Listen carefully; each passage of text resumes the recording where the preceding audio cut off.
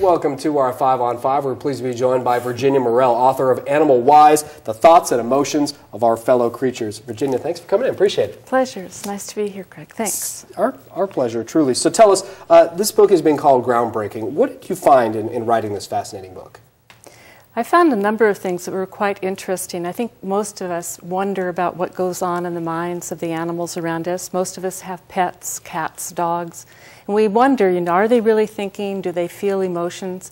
And so I went out to meet scientists around the world who are doing cutting-edge research, and they've discovered things, for instance, that elephants grieve, rats laugh, dolphins have whistles that they give that actually are sort of like their names. They function that way. They enable a dolphin to say its own whistle, give its own whistle, or call someone else's whistle if they want to get back together. Crows invent tools, things of this sort, yeah. Wow. Now, before I delve more into how you got started with this, I want to ask you, you're a local resident, correct? Yes, I live in Ashland, yeah. Okay, all right. Well, that's cool. And so tell us a little bit about, is this your first book? No, this is my fourth book, actually. I've written before about human evolution. I did a book about the Leakey family of anthropologists who discovered the bones of early humans in East Africa. I wrote a book about them, and I wrote a book for National Geographic about traveling the length of the Blue Nile. I was on an expedition with National Geographic for that book. And then Richard Leakey asked me to write a book with him about helping to save the elephants. And that came out in 2001, yes. Okay, wow. Yeah. So plenty of work in this field, yes, certainly. Yes, yeah. And so what got you into the intelligence of individual animals? I've always been an animal lover. I think most of us are, Sure. Probably you have pets at home. I home. do, a couple dogs. Yeah, of course. So one time we had a pet whose name was Quincy. She was a mixed collie breed. She's died a few years ago. And we were on a hike when she was just a puppy, and she'd picked up a pine cone, as she often did, and she dropped it over the hill, and she watched it, and you could see the expression on her face change. She went from being our little pet to suddenly that rolling object is a prey, a rabbit or a squirrel, and she chased after it. And she played that game all of the time. And so I thought, my goodness, she invented a game. She has obviously imagination because she can think that if I drop this and it rolls away, then it'll look like something I want to chase. And so then I wondered, why was I surprised that she would have an imagination? And that was really what started me into looking into the field. And plus, I work as a correspondent for science, and my field is animal research. That's what I cover, so I'm in touch with many researchers around the world who are looking into these questions. Very cool. All right, we're going to take a quick break, and I want to ask you, amongst other things, you're participating in the Southern Oregon Arts and Lecture Series. We'll talk about that when we come back. Stay with us. Great.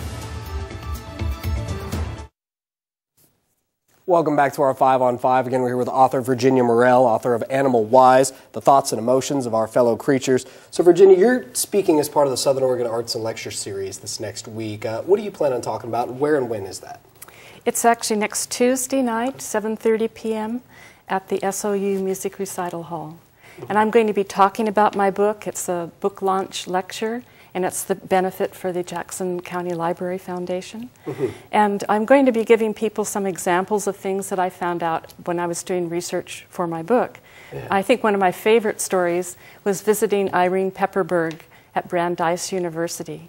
And she invited me to meet her and to see her research subject, who is Alex, the African gray parrot.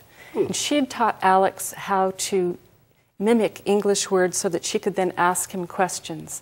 She would put something on a tray and show it to him. So there might be a green cup and a green key, and she'd say, "How same?" Alex, "Color." "How different?" "Shape." He had this very sweet little high-pitched kind of cartoony voice. It was just delightful. That's incredible. How, since we're talking, any idea how many years she spent with that bird, kind of training? Or well, it took her years and years to get him to that point, and he just died, unfortunately, just a couple of years ago. He was 31 at that point, and they'd been together since he was, probably less than a year old. Wow, incredible. So so it was a true dedication. That was what I found with so many of the scientists who are investigating these mysteries of animal minds, that they just devote their lives to the subject. So what would you, if anyone's there at home, what would you like them to take away from reading Animal Wise?